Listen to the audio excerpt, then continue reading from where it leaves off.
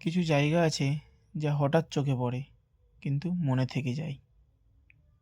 নমস্কার বন্ধুরা, এতদিন এই রাস্তা দিয়ে যাতায়াত করেছি, কিন্তু আজ হঠাৎ চোখে পড়ল নিউ টাউন কালী মন্দির।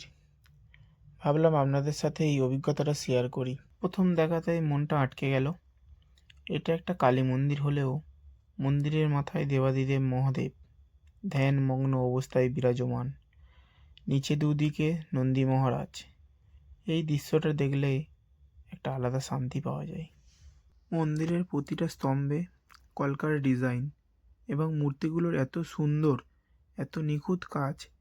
একজন মানুষ কিভাবে এত যত্ন আর ধৈর্য দিয়ে এটা গড়ে তুলেছেন ভাবতেই অবাক লাগে।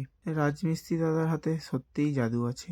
মন্দিরের প্রতিটা মূর্তি, প্রতিটা নকশা সব মিলিয়ে পুরো কাজটাই মন ছুঁয়ে যায়।